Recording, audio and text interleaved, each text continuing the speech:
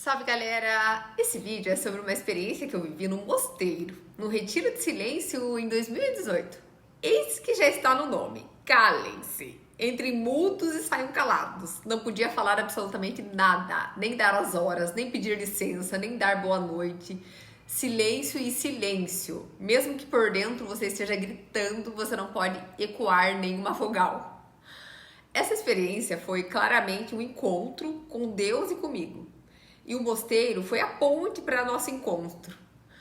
Eu sempre me questionei muito a respeito de religiões, de Deus e afins, e sempre achei um paradoxo as pessoas se matarem, brigarem, esbravejarem, defendendo suas crenças e suas fés como melhores ou maiores que os que seguem uma religião diferente ou um valor diferente. Afinal de contas, todas as religiões são feitas por homens limitados e defeituosos e todos nós queremos o mesmo fim: ser feliz, nascer, viver, morrer, ir para o paraíso, céu, limbo, purgatório, seja lá o que você chama. Você quer ir para um lugar melhor e que seja feliz, né, nesse lugar, e que encontre seus queridos, para se você acredita nisso, né, as pessoas que já partiram, e ver como o anjo da guarda é. Você nunca discutiu o sexo do seu anjo da guarda, justamente porque não sabe se ele tem cachos de arcanjo, ou de querubim, olhos azuis, anjo lindo de parar no trânsito, das nuvens, ou muito feio, horroroso, com o intuito que a feiura espante todo o mal que quiser aproximar de você. Vou ser bem sincera,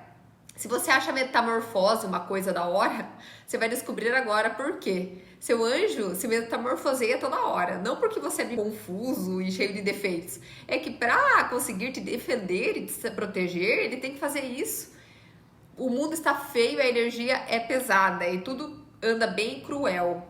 Eu não posso dizer que eu creio em tudo, mas certa vez eu li sobre os anjos e seu poder de metamorfosear. Eu confesso que para mim faz muito sentido e eu acredito em várias coisas. E mesmo que eu arrisque não acreditar em alguns momentos, eu tomo um tempo pelo menos para pesquisar, para questionar, pensar, refletir sobre, porque também sei que tem muita coisa que eu não vejo, mas que não significa que não estejam lá, né? Eu não sei direito se faz sentido ou não pra você, é apenas achismo, né? Mas de uma coisa eu tenho certeza: o meu anjo é triótipo, porque ele já me fez escapar de coisas que Jesus me abane. Vamos ao mosteiro. O lugar, compadre, é Deus puro. Eu posso dizer pra você que eu cheirei todas as flores pelas quais eu passei por lá e todas tinham um perfume diferente. E associei isso com pessoas. Cada pessoa é única e bela, ninguém é passivo de comparação.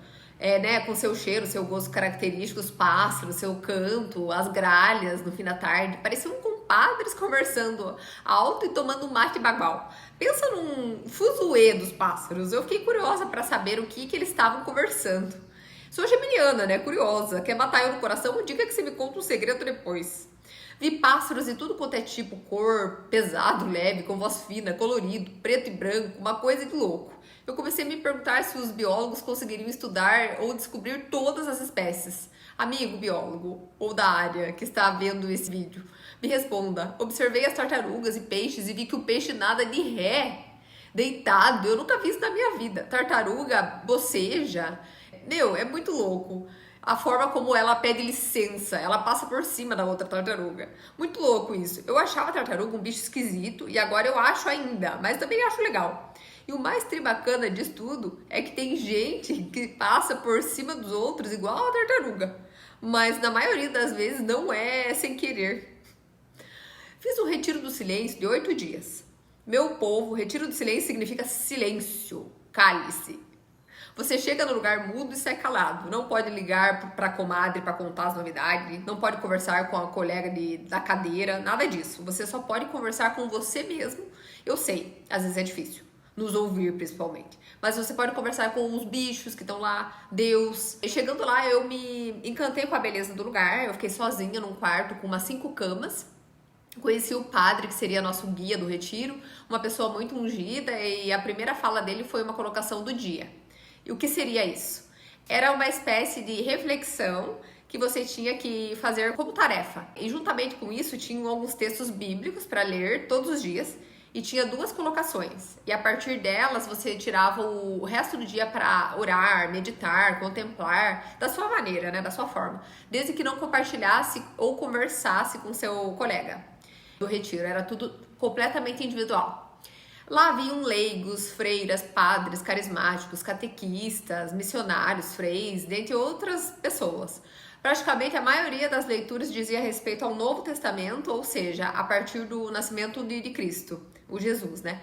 Quase todos os dias na colocação noturna, o padre passava algum filme e um deles eu me vi naquela cena Tem uma cena numa passagem da Bíblia que Jesus se revolta porque o povo estava usando o templo para fazer comércio, né? Jesus quebra tudo e começa a rodopiar, derrubando as mesas, as mercadorias. E eu me vi naquela cena quando eu ia no show do System of a Down. E eu fiquei muito contente de ver que Jesus era hardcore também. Como eu me identifiquei, lógico que uma coisa não tinha nada a ver com a outra, né? Mas eu sempre tento me identificar de alguma forma com as passagens. Eu lá no show do System of a Down entrando no mosh, causando, igual Jesus lá no templo. Eu sou católica, eu fui batizada, carismada na igreja. Mas eu não sou carola. Eu acredito que toda religião tem seu ônus e seu bônus. A igreja fez muita coisa errada no decorrer da nossa história. Teve muita injustiça, sim. E eu não concordo com muita coisa, mas eu tenho duas opções. Ou eu não sou de religião nenhuma, pulo de galho em galho, trocando 6 por meia dúzia, já que todas são feitas por homens. O Deus que eu acredito que é o mesmo Deus para todo mundo, né? Cada um faz o livre-arbítrio de escolher o que lhe convém. Eu fiz catequese quando eu era muito nova, então eu não lembro quase nada. E esse retiro me fez reconhecer a história, né? E conhecer a história de Jesus, porque eu não lembrava mais, que foi o maior líder de todos os tempos, na minha opinião. Confesso que eu não dormi muito bem alguns dias lá no retiro, porque eu percebi que o lugar de oração muitas vezes te intriga por muitas coisas que você precisa trabalhar em você, vem à tona, né? E você também aproveita a oportunidade para se limpar do que te faz ou fez mal, ou você se lamenta, né, pelo que aconteceu e deixa a oportunidade de ir embora. Não é fácil essa missão, mas ela é necessária. Se você foi pra lá, você tem que abraçar a causa. Minha primeira noite foi bastante turbulenta. Eu tive um pesadelo com meu pai, porque ele tava passando, na época, por uma situação meio chata no trabalho dele. E antes de eu me despedir dele pra ir pro retiro, fui com a consciência meio estranha e o sonho me deixou intrigada e preocupada. E eu decidi ficar no quarto depois do café e rezar por ele. E eu comecei a rezar um rosário. E quando eu acabei o terço, alguém bateu na minha porta. E eu tava meio intrigada com Deus, porque parecia que todas as pessoas que estavam lá, parece que sentiam a presença dele e eu nada. Me senti a filha esquecida. E a guria insistiu em bater na porta. Eis que eu respondi quem era, né? E ela me disse que estava limpando o corredor de fora do quarto, que havia entrado um bicho no meu quarto. E que era pra eu abrir a porta pra ela tirar o bicho, né? E eu, com inocência, achei que era uma barata, sei lá, qualquer bicho. Procurei o bicho, não vi nada. Abri a porta e ela entrou, dizendo que era um escorpião. Daí ela afastou a cama e o bicho entrou debaixo da cama que eu tava. E nisso veio a outra guria, que já trouxe o veneno, daí jogou no bicho e ele nem esboçou reação adversa à medicação venenosa. Continuou passeando pelo quarto. Ela então pegou o rodo e bateu no bicho e tirou o cadáver de lá, matou ele. E eu, claro, né, que agradeci. Eis que quando eu vi, eu tava sorrindo, né? Porque Deus me conhece, ele sabe que eu sou meio detalhista e meio Tomé na fé, aquele que só acredita vendo. Então ele mostrou como ele coloca anjos na minha vida, né? A mulher da limpeza podia ter achado que era, sei lá, qualquer bichinho. Podia nem estar no quarto, ou ela podia nem ter visto o bicho e ele podia me picar de noite, né? Quem sabe, né? Aquela mulher, pra mim, foi um anjo. Ela foi uma espécie de componente do grupo dos 3 magos, sabe? Que ajudaram Jesus a sair de uma encrenca e de uma cilada. E agradeci porque naquela hora Deus se mostrou pra mim. Talvez outra pessoa no meu lugar pegava as coisas e ia embora do mosteiro, ou diria que o lugar é perigoso e que nunca mais volta lá, ou coisa de humanas que fazemos, né? Coisas pessimistas do tipo. Eis que minha rotina no mosteiro foi continuando. Eu me arrepiei com algumas leituras, fiquei indignada com outras, e aí conheci minha orientadora espiritual, que era uma pessoa que eu podia compartilhar a respeito da minha experiência, das minhas dúvidas, sobre os exercícios que o padre passava. Eu diria que ela foi, para mim, uma espécie de psicóloga espiritual. Era, então, um momento, assim, que eu podia falar por dia de cerca de meia hora só. Era só um momento que eu esboçava uma palavra. E me deu muito bem com ela, a gente riu muito junto das minhas ideias malucas. Ela chegou a concordar com algumas coisas. Descobri várias coisas sobre Jesus que eu não sabia. E foi legal conhecer um pouco mais, né, sobre a religião que me batizaram. Foi meio que um curso de reciclagem para adultos. Afinal, quem não esquece boa parte da história quando faz catequese pequeno, né? Descobri que a morte de crucificação, né, é por asfixia, eu não sabia. Que Jesus não foi pregado com aquele tablado nos pés que a gente vê. Aquilo foi só uma invenção e não teve o meio da palma da mão furada, mas os pulsos. Fiquei indignada com a história dele. Eu achei que tudo que eu aprendi foi muito hardcore a história. Parecia uma novela mexicana. Acho que seria uma fichinha se fosse uma novela. Achei injusta a morte ter sido tão cedo. E achei tenso nascer e viver sendo perseguido, fugido. Achei que a traição do Judas também bizarra. Eu me perguntei por que Deus não impediu, mas depois descobri que Judas foi escolhido porque era o mais culto de todos os apóstolos e que, como Jesus, já tinha escapado de tanta coisa e não achou que a atitude dele repercutiria em tudo isso, né? Ele foi mal, mas foi mais inconsequente. Dizem que Judas tinha uma mulher que o induziu a fazer o que fez, até porque mulher naquela época era tratada como nada, como se não fosse ainda hoje, né? Passei a entender também porque muita gente do bem sofre e a gente não entende por quê. Sofrem porque para ser bom é algo que é por Deus, né? Mas eu não digo daquele que faz o bem pensando na recompensa, mas aquele que faz o bem porque o seu coração e sua essência pessoal mandam, sua cabeça precisa deitar no travesseiro com a consciência tranquila, porque faz parte da natureza dele, né?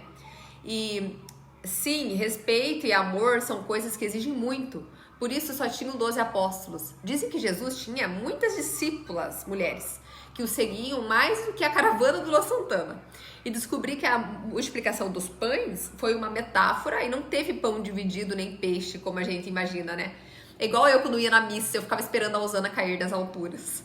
O povo levou a merenda e compartilhou no fim de tudo, né? E todos se alimentaram. E a água também foi transformada em vinho. Sim, e Jesus era foda mesmo. E eu acho que na sua ressurreição, ele deveria ter aparecido para todo mundo, sambado na cara daqueles fariseus. Essa é a minha opinião, mas é só uma opinião. Sim, eu acho que Deus olha o mundo que estamos vivendo e coloca a mão na cabeça assim, arrependido e fala, por que eu fui fazer isso? Depois de ter acabado com tudo, salva a família da Arca de Noé, que eu acho que os animais valeram a pena. As coisas estão piores que naquela época, por isso que eu acho injusto demais a morte de Jesus. Imagina Jesus idoso, ele ia ensinar tanta coisa pra gente. Só com 33 anos o bicho já fez revolução e coisas fabulosas, imagina se ele ficasse idoso. A cada leitura que eu fazia da Bíblia, parecia que as histórias se repetiam e aquilo dava uma confundida na minha cabeça. Apenas os personagens mudavam. E hoje eu percebo que várias histórias eram parecidas com as minhas histórias. E eu consegui me identificar com várias. Agir de forma certa e errada em algumas, mas é da ser humano, né? A gente vive para aprender.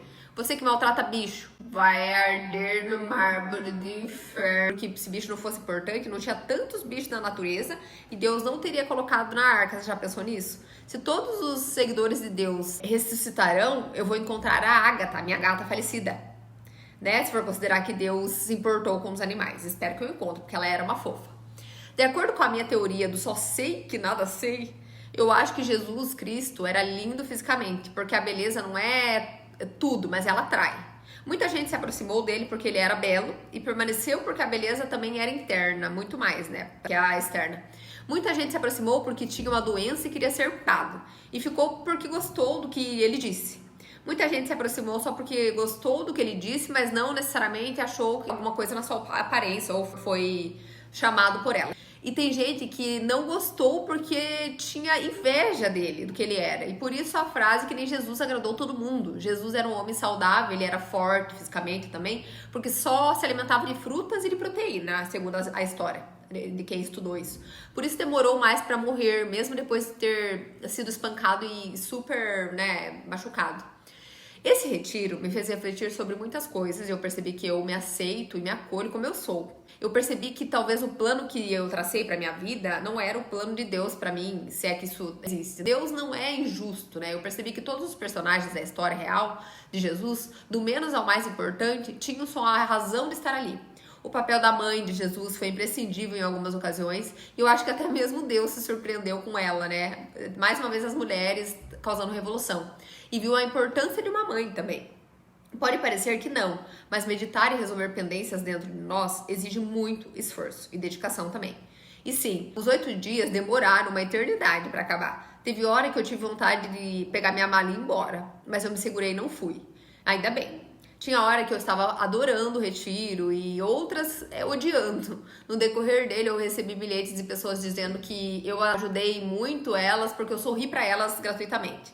E eu amo dar risada mesmo, mas eu nunca imaginei que meu sorriso tinha esse poder, porque eu faço de forma tão espontânea, muitas vezes exagerada. Nada como não forçar a felicidade, né? E nada como chorar de verdade e entender que as lágrimas são salgadas porque o sal purifica, né? Isso é uma coisa também muito interessante de se pensar. Posso dizer, meus amigos, que essa experiência foi muito diferente para mim. Acho que todo mundo precisa pisar na terra, ser picado por uma formiga e ficar em contato com Deus. Ele não invade a vida de ninguém, mas ele é o único que estará lá sempre disponível para você em sua tempestade, né? Em sua escuridão. E sim, ele sempre te entenderá. O mais lindo disso tudo é saber que Deus está nas pessoas também, na natureza, na vida e sobretudo na lei do ouro, que é você não fazer com o teu coleguinha o que você não gostaria que o teu coleguinha fizesse com você, né? Isso é muito, assim, real nesse mundo que vivemos. Essa experiência me aproximou muito de mim e do ser infinito. Se você se animar para fazer um retiro, eu te dou um conselho. E se você for como eu, que gosta de falar, mais que o homem da cobra, vá sozinho. É para não ter nenhum conhecido e não correr o risco de abrir a boca. Vai ser até bom, porque daí você fica um pouco ausente e as pessoas vão sentir sua falta. Não esqueça o repelente. Obrigada e tchau!